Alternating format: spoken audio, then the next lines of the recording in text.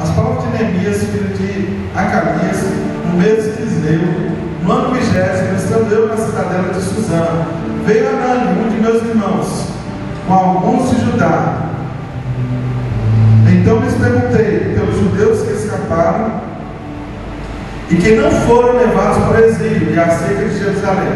Disseram os restantes que não foram levados para o exílio e se acham lá na província, e são em grande miséria e desprezo, e os muros de Jerusalém são derribados e suas portas queimadas a fogo. Tendo eu ouvido essas palavras, assentei e chorei, e lamentei por alguns dias, e estive jejuando e orando ao Deus dos céus. Amém?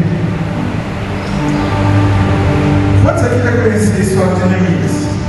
Já tinha lido, conhecido a história dele? Conhece? Olha, o livro de Neemias, ele fala de restauração. Se você pegar lá no cano hebraico, você vai ver que o livro de Neemias e o livro de Esdras são somente o mesmo livro. E nós é que fizemos essa divisão assim. Então a Bíblia nossa, a católica também, ela tem essa divisão do livro de Esdras e do livro de Neemias. Mas lembrar que eles são juntos. E esses dois livros foram escritos por Esdras. Esdras era um escriba, né? E ele é o que era escriba? Era alguém que conhecia da palavra de Deus, sabia no original hebraico, não no aramaico, apesar de ter algumas palavras em aramaico. O aramaico é mais uma mistura que nasceu aí do hebraico com o siríaco. E ele então escreve esse livro. O livro de Esdras, ele basicamente ele fala de quê? Ele fala da restauração do templo e da restauração da lei de Deus em Israel. O livro de Neemias, ele fala da restauração dos muros de Jerusalém. E se você quiser ter uma ideia de como seria esse templo, você vê que você tem que Esdras e Neemias e Esther, eles são praticamente contemporâneos. Bom, pulando essa parte aqui da história, por que nós vamos trabalhar esse texto? Por que nós vamos trabalhar o livro?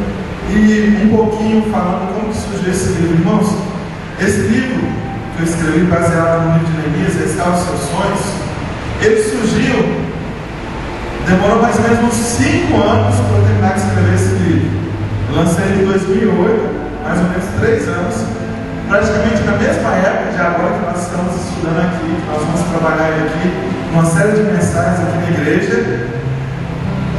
E Deus colocou no meu coração, porque o brasileiro, ele não é muito sonhador, não. Ele é daquele sonhador assim, que sonha, fica deitado, esperando a coisa cair do céu. Mas não é daquele sonhador que corre atrás. Eu não gosto de usar essa palavra, correr atrás. Que ele vai em busca dos seus sonhos. E Deus incomodou muito o meu coração. Eu queria escrever um livro e Deus colocou isso no meu coração, para trabalhar alguma coisa, para restaurar essa ideia, para resgatar os sonhos na vida das pessoas. Essa semana eu estive no cemitério, dia 2 de novembro, como muitos no mundo inteiro fazem isso, fazendo um trabalho aqui no curso de medicina, na matéria de psicologia. E quando eu estava visitando aquele cemitério, eu comecei a olhar aquelas tumbas ali, cada uma mais linda que a outra, mais bonita que da minha cidade, o cemitério da Igreja Central de Santa Cruz. Mas eu comecei a olhar ali várias idades, crianças, recém-nascidos. Você vê crianças de 5 anos, 10 anos. Você vê adolescentes de 13 anos, 17 anos.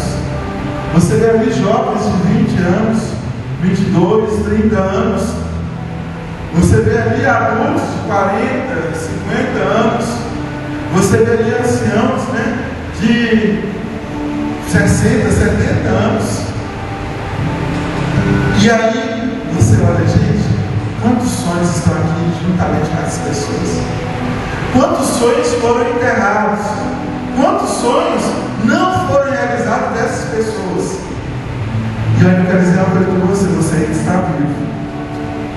E se você está vivo, os sonhos que Deus colocou no seu coração podem ainda ser realizados, amém? Só tem um jeito do sonho nosso acabar, é quando a gente morre. a não ser a salvação, porque é a continuidade. Porque aquele que morre em Cristo, na verdade, o sonho dele está só começando, porque ele vai para os braços do Pai, ele vai para o paraíso esperando o dia do juízo final, mas o lugar dele já está garantido no céu.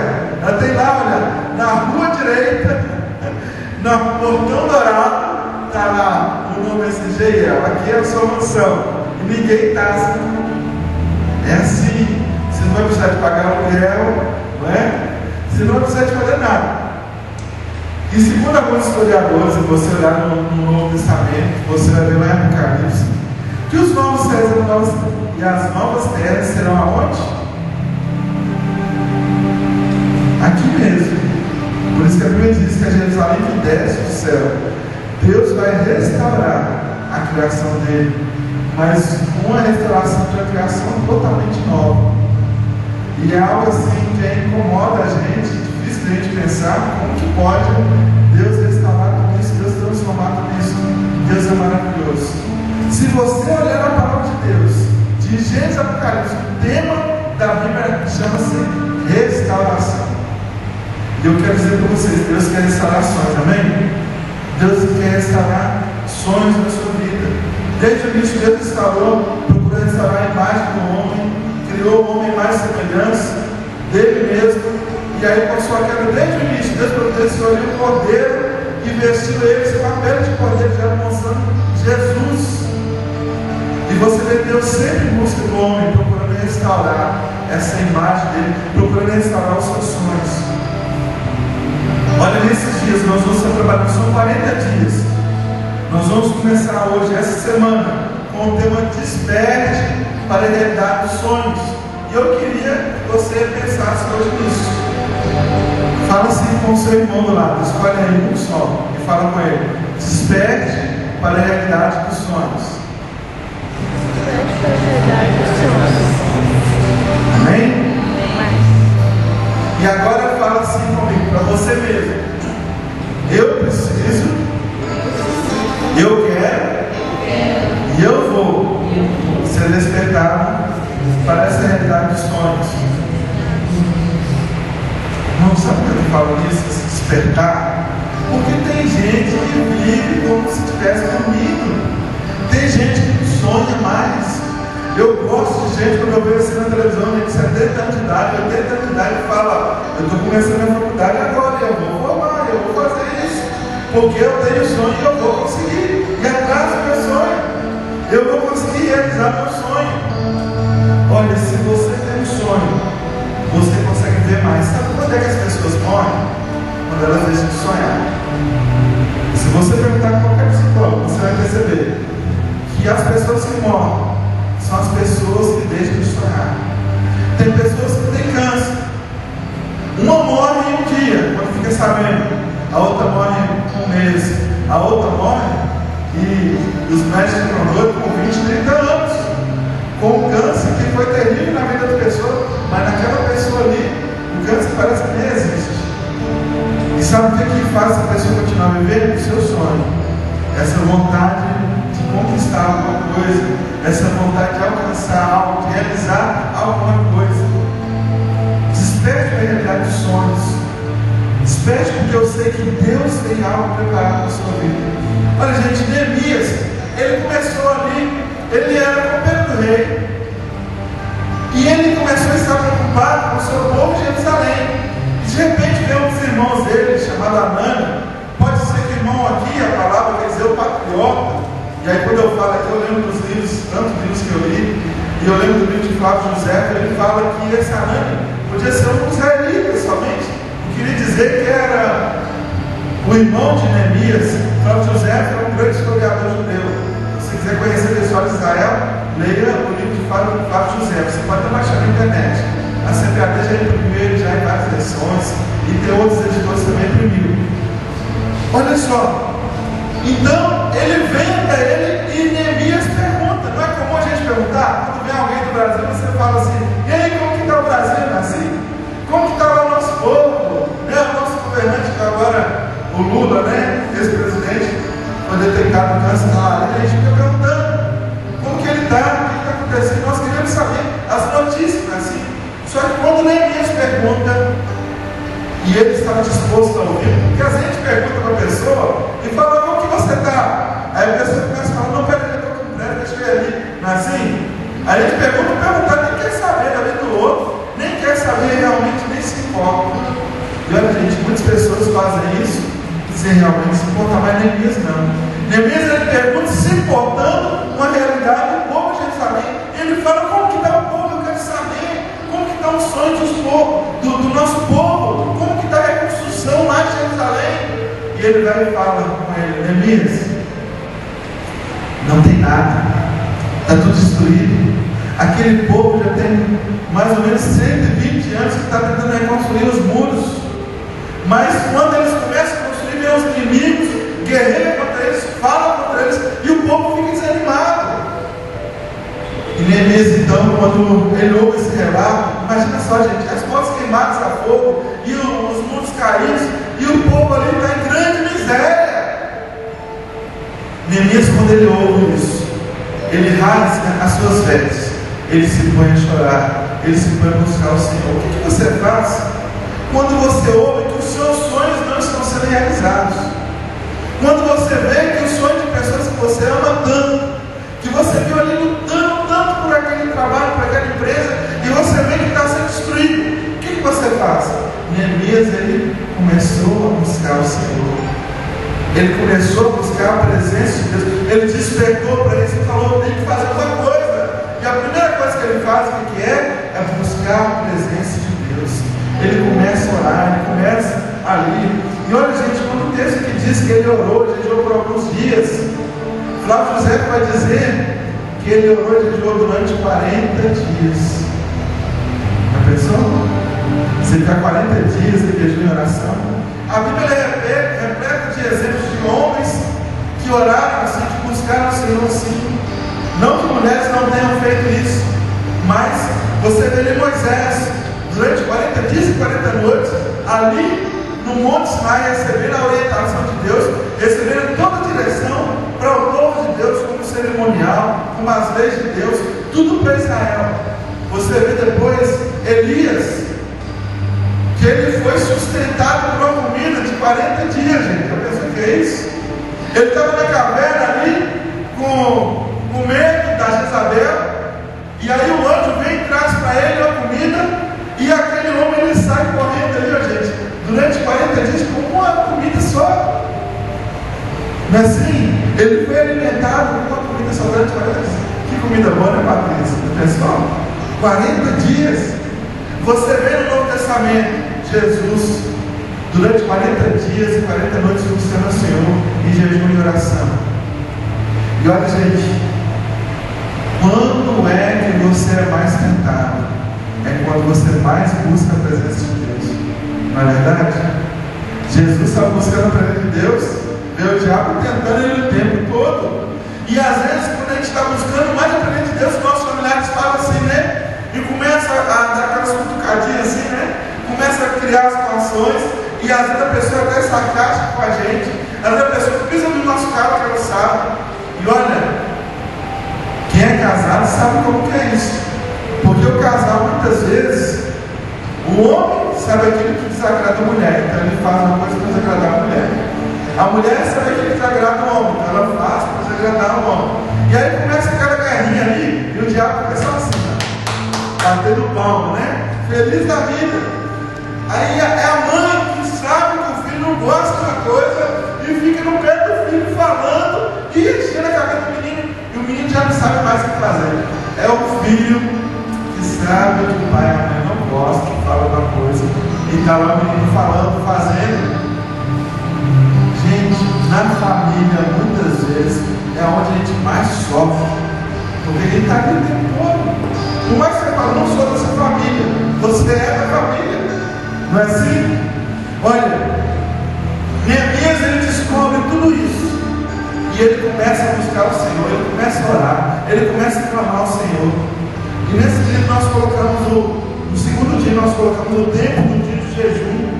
O tempo do dia de jejum era o dia que o povo de Israel tirava para jejuar em favor da nação. E eu quero aqui aproveitar e falar, gente, uma das disciplinas espirituais que nós temos para nós cristãos é o jejum.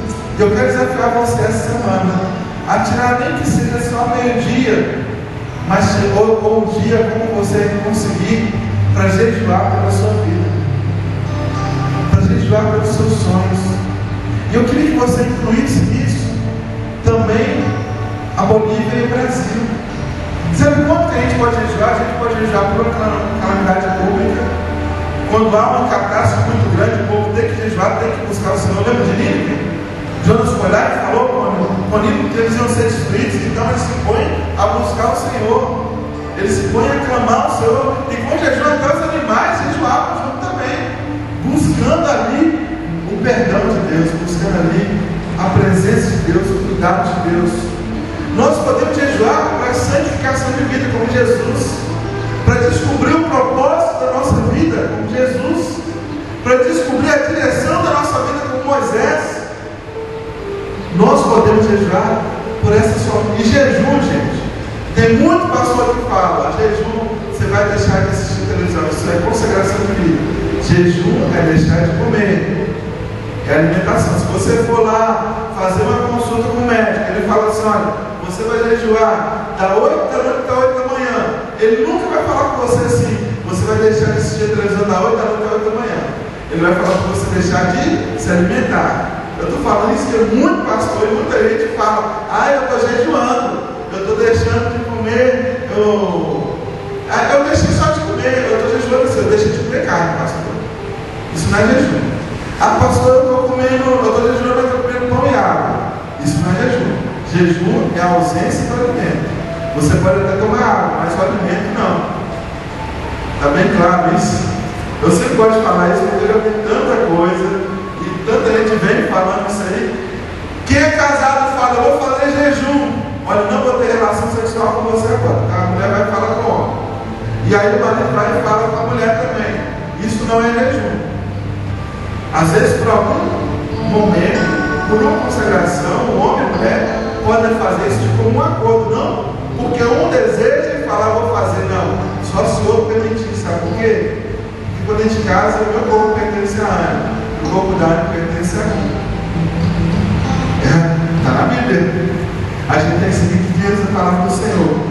Gente, mas Neemias começa a jejuar, começa a clamar ao Senhor, mas ele começa, sabe como? A primeira coisa que Neemias faz é buscar a palavra do Senhor. Nós estamos sempre falando aqui a respeito da palavra. Olha comigo aí, Neemias capítulo 1. Olha o que ele fala aqui, olha, versículo 5. E disse: Senhor Deus dos céus, Deus grande e temível, que guardas aliança e misericórdia para com aqueles que te amam, e guarda os seus mandamentos, e sejam, pois, atentos os teus ouvidos, e os teus olhos abertos para acudir a oração do teu servo, que hoje faço na tua presença dia e noite, pelos filhos de Israel, pelos teus servos, e faço confissão pelos pecados dos filhos de Israel, que temos cometido contra ti, pois eu e a casa do meu pai temos pecado. Temos procedido de todo corruptamente contra ti, e não temos guardado os mandamentos, nem os estatutos, nem os juízos que ordenaste a Moisés, teu servo. Lembra-te da palavra que ordenaste a Moisés, teu servo, dizendo: se transgredirdes, eu vos espalharei por entre os povos. Mas se vos converterdes a mim, e guardardes os meus mandamentos, e cumprides, então, ainda que os vossos inimigos estejam pelas extremidades do céu, de lá os ajuntarei, e os trarei para o lugar que eu tenho escolhido, para me habitar o meu nome. Esses ainda são teus servos, e o teu povo que resgataste com teu grande poder, e com tua mão poderosa. Está vendo por que nós temos que conhecer a palavra do Senhor? Neemias, ele conhece a palavra de Deus, ele então confessa os pecados, não somente dele, mas até os do pai dele. Pastor, então quer dizer que aquele negócio que a gente pode orar pelos mortos, confessar os pecados pelos mortos, batizar pelos mortos, não é isso. O que Neemias está falando aqui é como nação. Como nação, ele está confessando os pecados pela sua nação. E se você ler a palavra de Deus, gente, sempre você vai ver que quando o povo desobedece a Deus, Deus espalha o povo pelos povos. E aí eu fico reparando: por que tanta gente tem que vir? Por que nós temos que vir aqui para Bolívia, para a cidade da Piscina? Por que muitos vão para a Argentina e para outros lugares? Isso não é bênção de Deus, gente. Porque a maioria que vem para cá, ainda que seja uma bênção de Deus, não vem por escolha. Muitos vêm por necessidade, porque não tem condições de fazer isso no seu próprio país.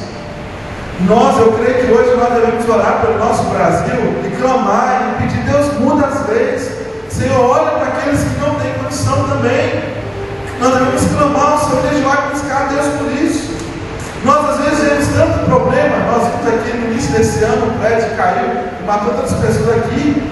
Lá em La Paz, praticamente a cidade, naquela parte alta assim, começou a descer com as chuvas. E muitas vezes nós vemos isso e falamos: o Japão, que veio aquele tsunami, nós olhando, gente, como quiser estar sofrendo, mas nós não clamamos a Deus.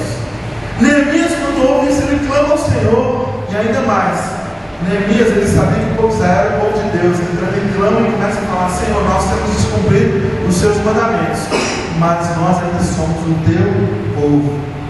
A gente aprendeu a verdade aqui, sabe o que é? É que ainda que nós pequemos com o Senhor, se você um dia entregou sua vida ao Senhor e você foi escolhido por Deus, você ainda é filho de Deus, amém?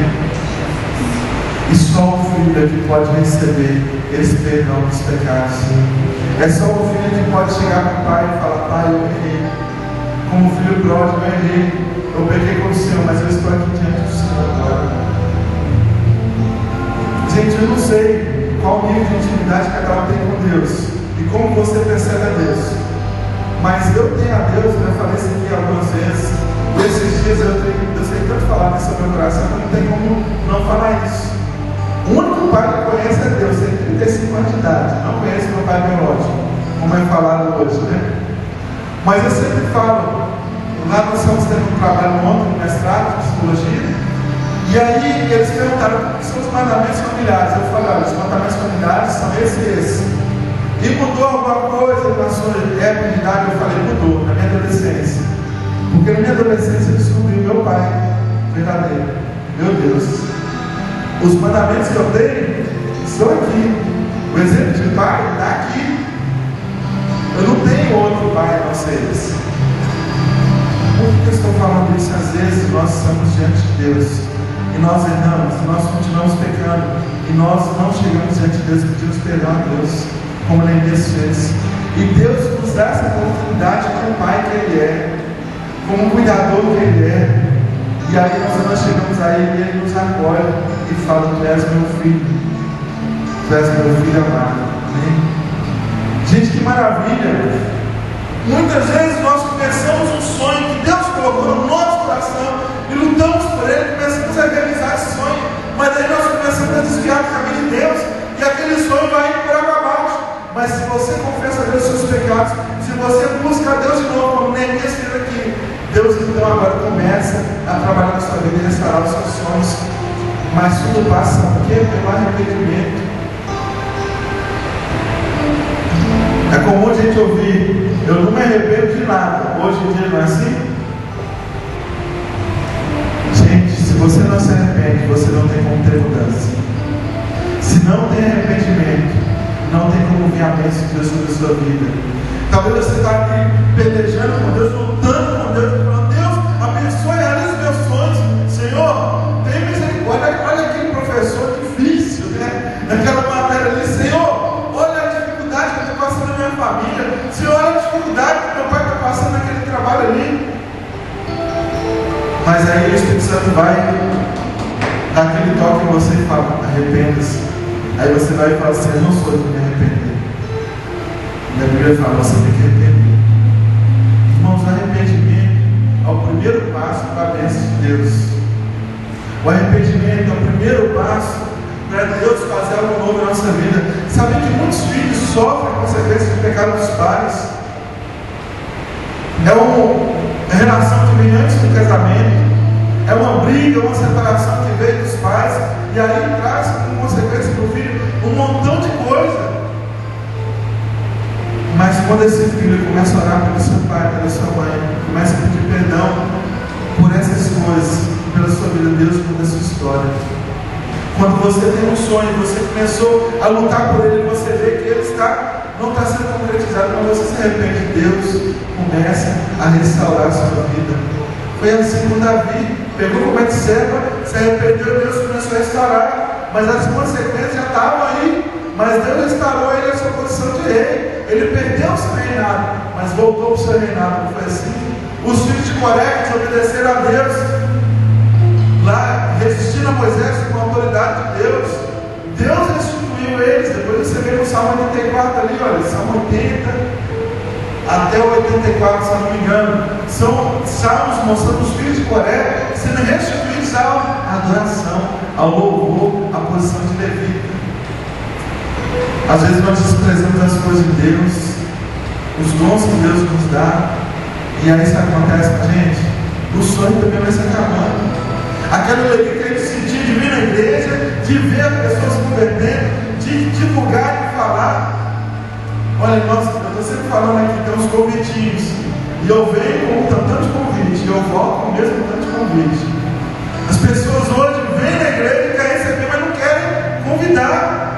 O sonho de Deus passa pelo cumprimento do que Deus fala com você. Evangelize, seja fiel ao Senhor, chame as pessoas para vir ao Senhor, traga as pessoas até Deus, atraia as pessoas até Deus, gente. Nós precisamos fazer isso. Volta aquele sonho de ver as pessoas restauradas. Assim nós reclamamos tanto, falando, Senhor, mas essa vida está tão difícil, está a mesma coisa. Começa a pregar, você vai ver o que está acontecendo. Começa a falar com as pessoas da mão de Deus. Você vai ver o seu coração cheio de alegria. A filha de Geiel Escarte, essa semana eu estava mostrando para ela, né? Falando como que é a liturgia, como que é feito de acordo com a palavra de Deus. E quando eu estava falando ali com ela, gente, eu senti assim, até eu falei que eu me arrepio, né? Assim, é tão gostoso, eu falei que é tão gostoso a gente poder ensinar na palavra de Deus. Deus foi chamado para minha vida de pastor e como professor também de seminário. Então, para mim, é uma alegria ensinar. Enquanto você vê que a pessoa está receptiva ali, querendo aprender, isso faz o nosso coração transbordar de alegria. Quando Deus olha para você e você está receptivo a ouvir a palavra dele, mais palavras ele vai dar no seu coração, mais coisas ele vai preparando para você. Deus começa com sonhos pequenos e ele vai aumentando os sonhos, a proporção. A nossa visão, ela muitas vezes é aquela formiguinha que anda ali, né? A formiguinha ela está ali só vendo o que está na frente dela, mas vê a águia ela voa alto e ela consegue chegar até 30 metros para baixo, à frente também. A visão é muito mais ampla. Irmãos, Deus é muito didático. Deus criou a formiga para você poder entender, e criou a águia para você entender que quando você olha para as coisas de Deus, quando você tem a visão de Deus, as coisas são maiores.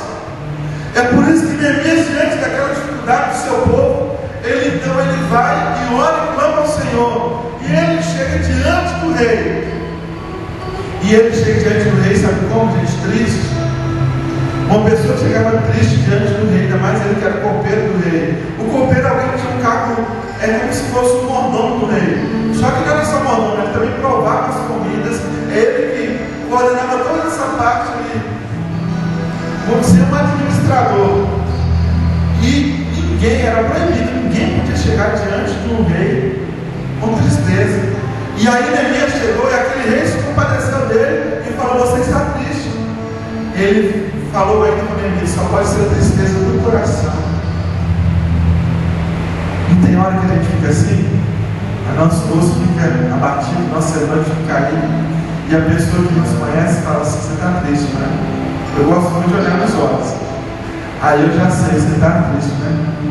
Você está longe, a gente está aqui na frente dele, ele está perto, ele está longe. E você vê quando a pessoa está triste, aquele rei viu a tristeza do coração de Neemias. E Neemias, então, ele fica com medo, ele fala: Senhor, me abençoa aqui, porque senão eu posso morrer aqui agora. E ele orou ao Senhor. Olha aí comigo no capítulo 2 de Neemias, no versículo 4, olha o que diz. Disse-me o rei: que me pedes agora? Ele diz aqui: então orei ao Deus dos céus. Porque olha, gente, quando você começa a orar, quando você começa a clamar a Deus para a realização dos seus sonhos, Deus vai abrindo portas de forma tamanha que Ele vai te dando as pessoas certas com quem você falar. Ele vai te dando o caminho certo para você poder seguir. E aí você, aquilo que você estava lutando já há 10, 20 anos, ou como poucos eram, 120 anos, Deus aquele rei, ele fala: eu estou triste porque a minha cidade está destruída, está assolada. Aí sabe o que ele faz? Aquele rei, gente, ele fala para Neemias: pede o que você quiser que eu vou te dar. E Neemias, então, como ele já tinha orado e Deus já tinha direcionado a ele, Neemias então pega e mostra para o rei: rei, está aqui, olha, meu plano de trabalho. Porque, gente, quando você começa a orar, quando você começa a clamar a Deus, Deus vai te dando visão, Deus vai te dando orientação, Deus vai te dando as coisas que você precisa fazer. Ele vai te mostrando o que você deve ir, o que você deve fazer. E aí é bom você colocar no papel que a gente esquece.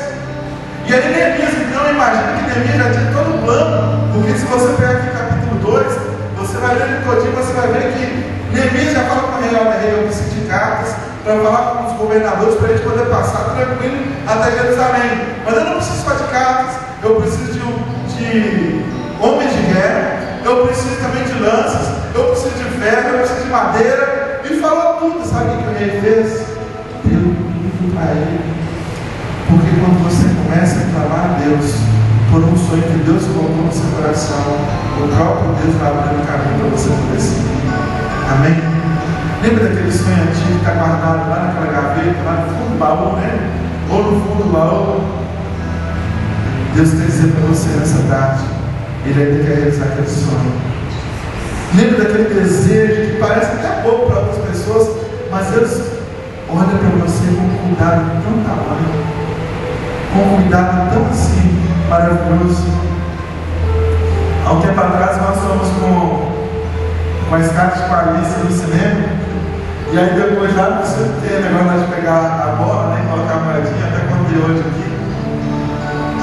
E eu fiquei olhando assim para esse cara, para Alice, porque ela era ser mais nova, né? E falei para esse cara também, mas eu queria que a Alice conseguisse pegar a bola. Porque eu falei assim: vai ser interessante ela, como criança, ela ver que ela também tem possibilidade de conseguir alguma coisa. E aí eu fui dando ela uma moedinha, para poder tentar. E quando ela conseguiu, eu falei para ela: só vou te dar mais 2 chances, vamos ver se você consegue. Na segunda ela conseguiu. Gente, a alegria dela foi tamanha. Ela falou: eu consegui, olha aqui, está aqui meu nome, eu consegui. Ele até tirou foto, tudo assim. Gente, Deus olha para a gente assim, coisa que parece pequeno, parece simples, Deus tem prazer em fazer só para ver o seu sorriso, só para ver o seu coração brilhar, só para ver aquele sorriso voltar ali de novo para a sua face, para os seus olhos. E eu falo isso aqui, eu sei que Deus está falando no coração de muita gente aqui, e está falando assim precisamente em sonhos específicos. E olha, é tão bom, gente, quando Deus restaura isso. Eu estava lendo hoje o livro para poder ministrar aqui hoje, e ele estava lembrando de tudo que Deus tinha feito, de todas as coisas que nós passamos para poder lançar esse livro, de tantos sonhos que foram deixados para trás e de outros maiores que Deus criou. E aí eu olho assim: Deus tem muito mais para mim, e eu creio que Deus tem muito mais para você. Amém? Creia nisso, desperte na realidade dos sonhos. Não esteja satisfeito. Tem gente que é acomodada, ela quer ficar desse jeito. Não, tá bom, isso aí é o que eu quero, pronto, acabou. Não, fala: Deus, eu quero mais, eu quero que o Senhor me mostre, eu quero que o Senhor coloque no meu coração aquilo que é do Senhor. Porque se Deus colocar no seu coração, João 42, versículo 2 diz: os sonhos de Deus jamais, ou seja, os planos de Deus ou os sonhos de Deus jamais se frustrarão na sua vida. Amém?